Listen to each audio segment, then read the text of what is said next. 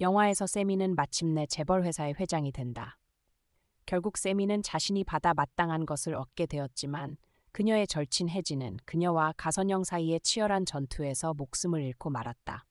그러나 가선영 자매도 자신의 죄에 대한 대가를 치렀다.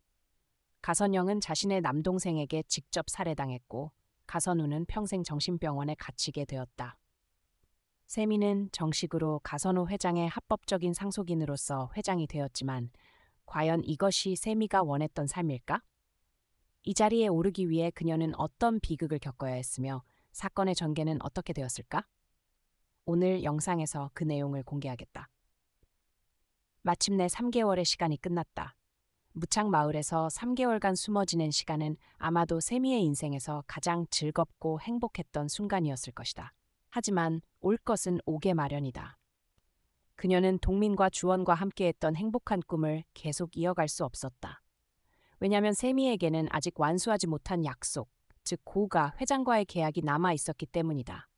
그리고 혜지의 죽음은 세미로 하여금 끊임없이 자신을 자책하게 만들었다. 그녀는 자신이 용서받거나 행복할 자격이 없다고 믿었다. 자신을 사랑하는 사람들을 연루시킨 후 가선영 자매를 제거하고 1,000억대의 자산을 손에 쥐었음에도 불구하고 세미는 전혀 기쁘지 않았다. 세미는 이돈 변호사와 함께 회의실에 들어섰다. 그룹의 가장 큰 주주들과 주요 언론사들 앞에서 이돈은 고가 회장의 개인 변호사로서 가 회장이 영란에게 남긴 유언장을 읽었다. 고가 회장의 뜻에 따르면 그는 자신이 가진 모든 자산, 즉 현재의 그룹과 그의 명의로 된 모든 주식 및 자산을 영란에게 맡기고 싶어 했다. 영란은 그의 합법적인 아내였기 때문이다. 이는 모두를 놀라게 했다. 왜냐하면 가 회장은 누구보다도 뛰어난 두뇌를 가진 사람으로 심지어 자신의 고인이 된 아내조차 절대 신뢰하지 않는 인물로 알려져 있었기 때문이다. 그런 그는 단 한 달 결혼한 여인에게 평생 노력해 얻은 모든 것을 기꺼이 넘기려 했다. 하지만 흰 종이에 검은 글씨로 명확히 적힌 유언장이 있었기에 그들은 다른 선택의 여지가 없었다. 세미의 경우 그녀는 애초에 이 재산에 전혀 관심이 없었다. 처음에 그녀가 이 게임에 뛰어든 이유는 평생 남들에게 멸시받고 짓밟히는 삶, 어머니의 빚을 갚기 위해 허리가 휘도록 일해야 하는 삶을 벗어나고 싶었기 때문이다. 그녀의 인생은 너무나 불공정하고 가혹했다.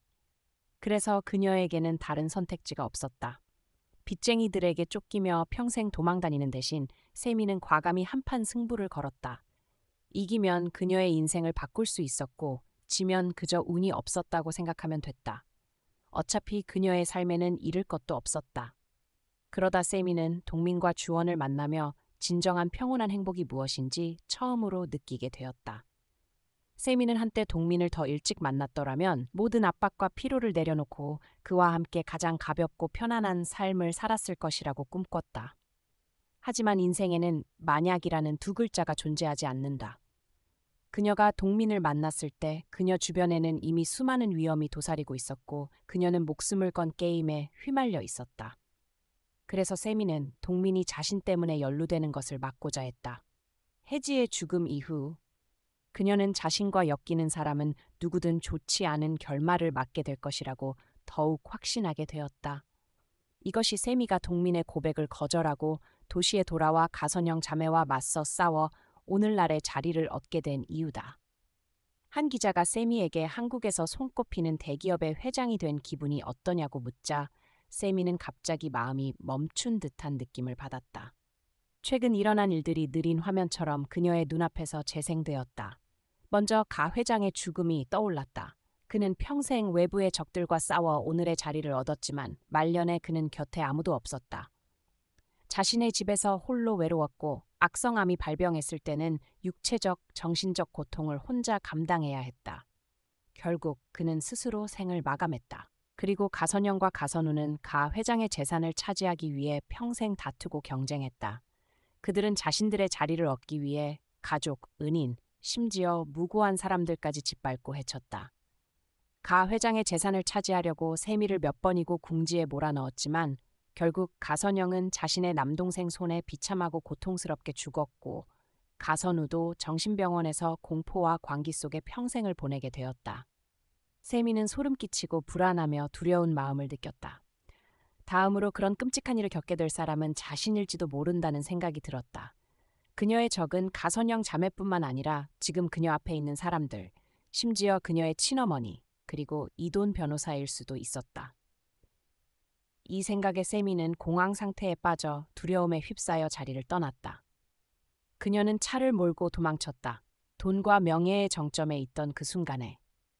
또 다른 전개에서 세미가 가 그룹의 회장으로 공식 등극한 모습을 화면에서 본 동민은 큰 걱정과 아쉬움에 휩싸였다. 그는 세미가 선택한 길에서 위험에 처할까봐 걱정했고 그와의 사랑이 싹트기도 전에 시들어버린 것에 대해 아쉬워했다.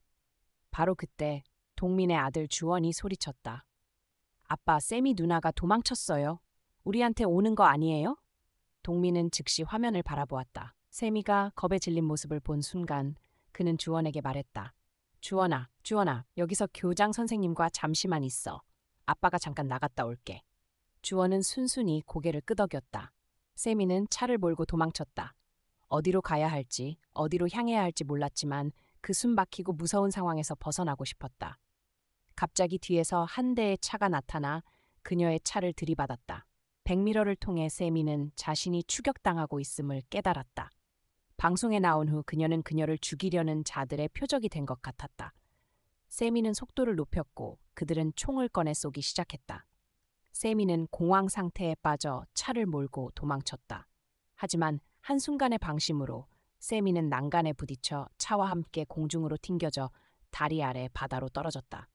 차는 빠르게 차가운 물속으로 가라앉았고 세미는 심각한 부상을 입었다. 그녀는 차에서 빠져나올 수 없었다. 의식을 잃기 전 세미는 동민이 자신을 향해 헤엄쳐오는 모습을 보았다. 그 순간 그녀는 다시 선택할 수 있다면 동민과 주원과 함께하기 위해 모든 것을 버릴 것이라고 소망했다. 하지만 인생에는 만약이라는 두 글자가 없다. 무의식 속에서 세미는 단 한 번이라도 자신의 감정에 따라 살고 싶었다. 그녀는 중얼거렸다. 동민, 사랑해. 그리고 눈을 감으며 서서히 의식을 잃었다. 하지만 세미가 예상하지 못한 것은 그녀가 본 것이 꿈도 환영도 아닌 현실이었다는 것이다. 동민은 제 시간에 도착해 세미의 차가 바다로 떨어지는 것을 보고 망설임 없이 뛰어들어 그녀를 구했다.